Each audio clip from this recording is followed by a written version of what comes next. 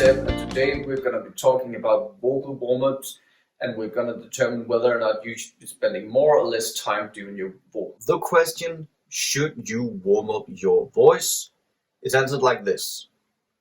Probably, but not necessarily. To determine whether or not you should be warming up your voice, we have to look at a few different things. The first is, what is your goal of the warm-up? Now, you might say the goal is to get my voice ready to sing, and that makes sense, but we have to be more specific than that. Let's say you're waking up early and have to do some singing. It might be choir at church, early practice session, or something else. But your voice feels rusty, so you need it to get going. Here, a vocal warm-up that's not too intense might be a good idea, so your vocal folds can get ready to work. So, the goal is to get the vocal folds ready and wake them up after sleeping, like you would with your own body when you wake up and you have to stretch to get your body ready to go. But let's say that you're going to a band practice or a musical rehearsal in the afternoon. You've been using your voice throughout the day, so it's pretty warm up already. So it's really not like that difficult to use. You can use it straight away. You can just jump into it. But then we get to another reason for warming up, and that is technique. If you're working on vocal technique and things like breath support or vocal fold coordination, then it might be a very good idea to do some exercises to get you in the right spot. The main aim here is to remind our bodies of what good vocal technique is, so that when you get to your rehearsal, you can actually focus on what you're there for, whether that be acting or locking in with the band, being creative, or some other reason. So, the goal might be to wake up your vocal folds or to remind your body of what good technique is. These are obviously not mutually exclusive, as it is only good to use good technique while waking up the folds, but there is a different intention and focus between the two. The next thing to determine now is, so what is the reason you're going to sing right now? If you have a concert in 10 minutes, it might be a good idea to get your voice ready to go and really ready to be on stage and be on. But if you're going to sit down and practice, you might just choose a comfortable point to start practicing with your exercises and whatnot, instead of actually spending time warming up and then going into almost the same exercises, just with a different focus. So just do your exercises from a comfortable starting point. If you're sitting down to learn a new song, you probably don't need to warm up, because you're just going to focus on practicing this song and learning that song. So you warm up your voice while you're practicing the song and learning how to do it.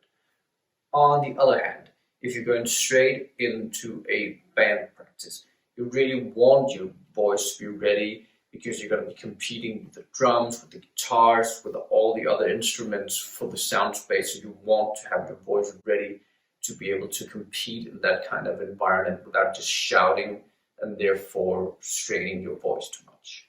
Think about how you're going to use your voice and what you need in that specific situation. Sometimes a warm-up routine for a show or a concert can be something else than the physical act of warming up. It's more of a mindset focus where we get in the spot and get ready to perform by doing some exercises that gets us in the zone and ready to go. If you're singing by yourself and you feel like your voice is in a good spot, then you might not need to warm up at all. But if you're singing together with a group or a choir or something like that, it might be a very good idea to do some warm-ups in the choir together.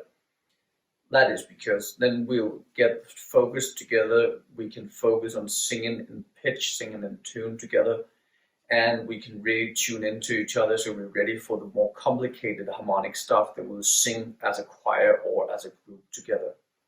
There's also a mindset part to it, that we're really focusing on the same task together, that we're really in it together, and that way we turn our minds towards each other and not all we've done throughout the day. So, in conclusion, it all depends. You can get away with not doing any vocal warm-ups at all, but it might be a good idea. If you're not a well-trained singer, I would suggest you do 10 to 15 minutes of warm-ups. It's a bit of practice and exercise as well, so it gets you just in the right spot. If you are a well-versed singer, then you can get away with not spending too much time on doing vocal warm-ups at all. In general, I wouldn't recommend doing more than 15 minutes of warm-ups.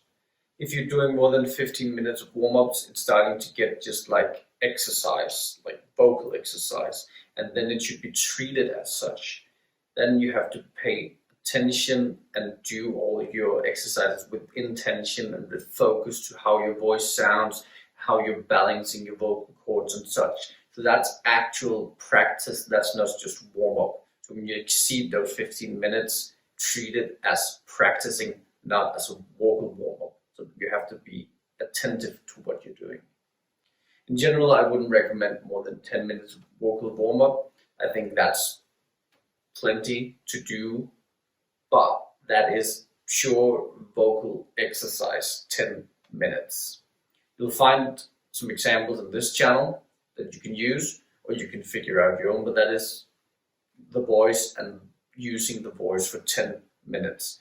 You can have some physical warm-up other than that, but the 10 minutes should be just using your voice in different ways. And that's a wrap. Do you agree, or do you have some other thoughts on vocal warm-ups? Be sure to leave them down below, and if you haven't already, consider subscribing. That way you can see more of my videos. And if you like this video, give it a like. The algorithm really likes that. Big thumbs up. See you next time.